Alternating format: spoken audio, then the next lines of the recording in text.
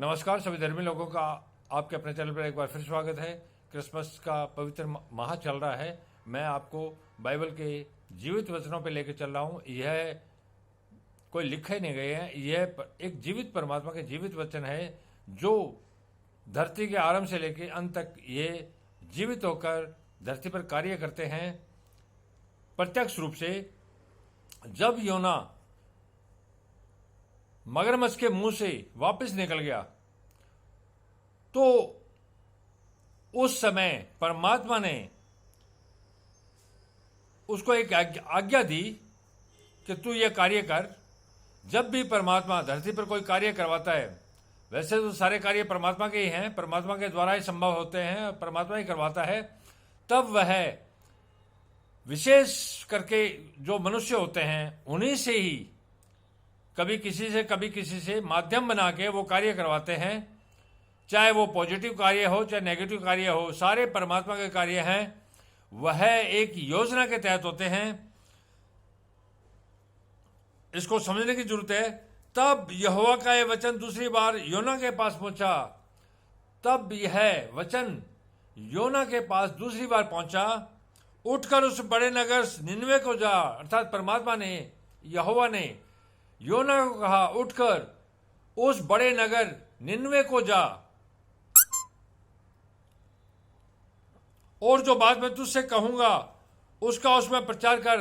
अर्थात जो बात मैं तुझे कहूंगा उसका उसमें प्रचार कर। अर्थात कोई भी कार्य, जब कोई मैं भी ये प्रचार कर रहा हूं, मैं भी एक ये चैनल पर कार्य कर रहा हूं, तो ये परमात्मा का ही कृपा है। परमात्मा के बिना संभव नहीं हो सकता।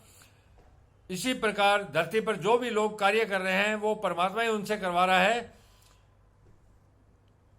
वही जो चाहता है वो करवाता है। इसको चाहे वैसे समझो चाहे वैसे समझो। तब योना यहोवा के वचन को अनुसार निनवे को गया। तब योना जो था वह परमात्मा यहोवा के वचन के अनुसार निनवे को गया। निनवे एक बहुत बड़ा नगर था। निनवे एक बहुत बड़ा नगर था। वह तीन दिन की यात्रा का था। वह 3 दिन तक चलता रहा। 3 दिन बाद वो उस निनवे में पहुंचा। योना ने नगर में प्रवेश करके 1 दिन की यात्रा पूरी की। योना ने नगर में प्रवेश करके 1 दिन में यह यात्रा पूरी की और यह प्रचार करता गया और इस बात का प्रचार किया क्योंकि परमात्मा ने उसको अपने वचन के माध्यम से बना दिया था कि मैं निनवे को 40 दिन के अंदर तबाह कर दूंगा। तो यह निनवे के नगर के लोगों को बता। अब से 40 दिन के बीतने पर निनवे उलट दिया जाएगा। अर्थात अब से 40 दिन के बीतने पर निनवे को उलट दिया जाएगा, अर्थात तबाह कर दिया जाएगा।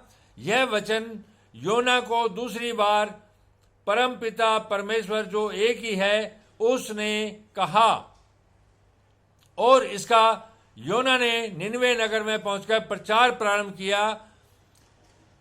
अब से 40 दिन के बीतने पर निनवे उलट दिया जाएगा।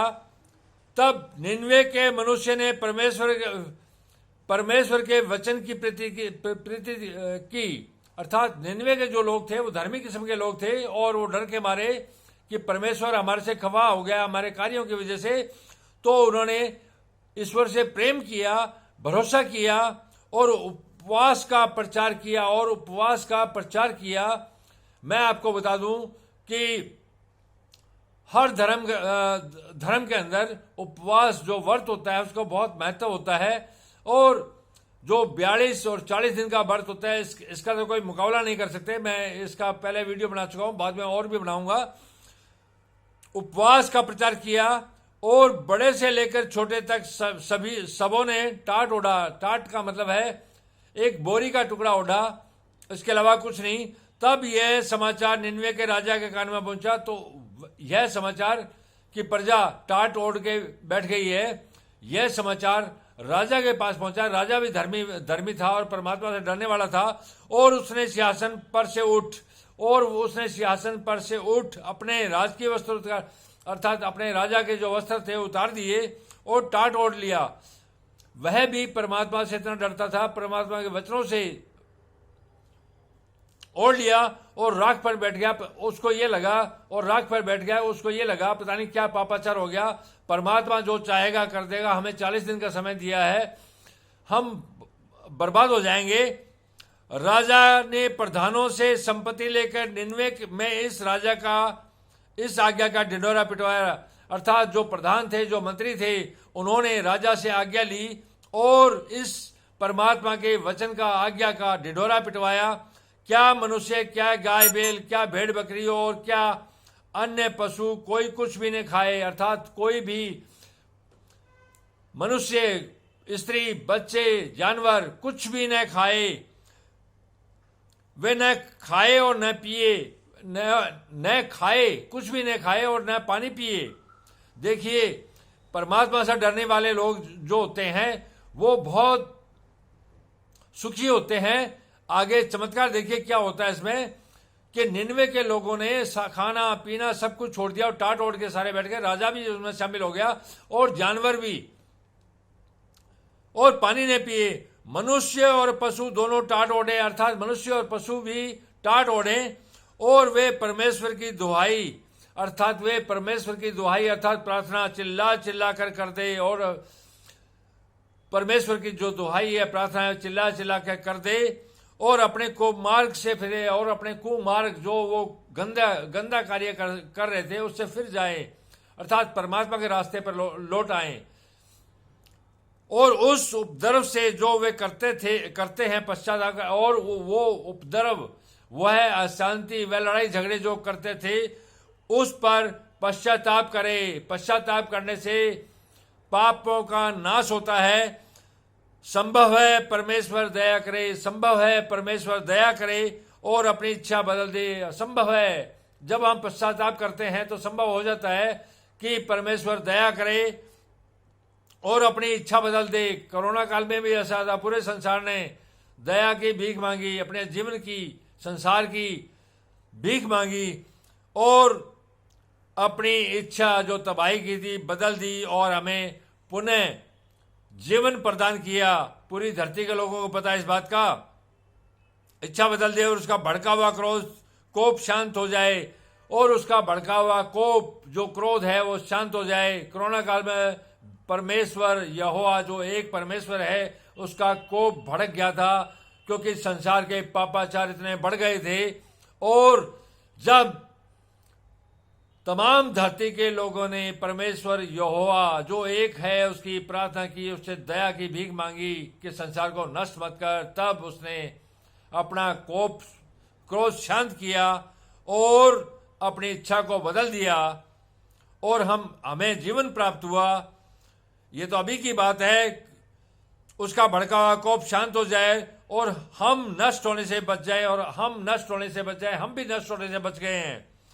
जब परमेश्वर ने उनके कामों को देखा कि वे कुमार्ग से फिर रहे हैं, जब परमेश्वर ने उनके कामों को देखा कि वे कुमार्ग, गंदे मार्ग से बदल रहे हैं, अपने आप को बदल रहे हैं, तब परमेश्वर ने अपनी इच्छा बदल दी। जब जब धरती पर अत्याचार होता है, पाप बढ़ते हैं, तो परमात्मा क्रोधित होते हैं और क्रोध होके बीमारियां, तबाही बढ़ाते हैं। और जब तबाही बढ़ती है तो पूरी दुनिया के लोग डरते हैं, जैसे कोरोना काल में डर गए थे, और कुमार्ग को छोड़ के सद्मार्ग, अच्छे मार्ग पर चलते हैं कि हे परमात्मा हमें माफ कर दे, अब से हम ऐसी गलती नहीं करें। तो परमात्मा अपनी इच्छा बदल देता है और उनको जीवन प्रदान कर देता है। हमें अभी अभी कोरोना काल में दिया है, सभी को पता है। तब परमेश्वर ने अपनी इच्छा बदल दी कि ये कुमार्ग जो गंदा मार्ग है उससे बदल रहे हैं, तो अपनी इच्छा बदल दी और उनकी जो हानि करने की ठानी थी उसको न किया। जो उस नगर की हानि करने की परमात्मा ने ठानी थी, जो योना के मुंह से वचन से वहां ढिंढोरा पिटवा के परमेश्वर ने कहा, उसको परमपिता परमेश्वर ने नहीं किया। परमपिता परमेश्वर कभी किसी का बुरा नहीं करता, वो पवित्र है, तो सारी मनुष्य जाति को पवित्र तरीके से बनाया है, अपने स्वरूप में बनाया है। वो नहीं चाहता कि तुम धरती पर आके शैतान के रास्ते पर चल के कुमार्ग पर चलो, पापाचार में लिप्त हो, वह जो देता है उसको ही प्राप्त करो, धक्का मत करो। धक्का करोगे तो उसकी तबाही बढ़ेगी। जिस प्रकार से पहले हुआ है, अभी कोरोना काल में हुआ है और आगे भी ऐसी चीजें आएगी, मैं नहीं चाहता कि इस तरह की तबाही बढ़े। अच्छा जीवन धरती के लोग जिएं और सुखी रहें। धन्यवाद। शुभ रात्रि। कल फिर मिलेंगे।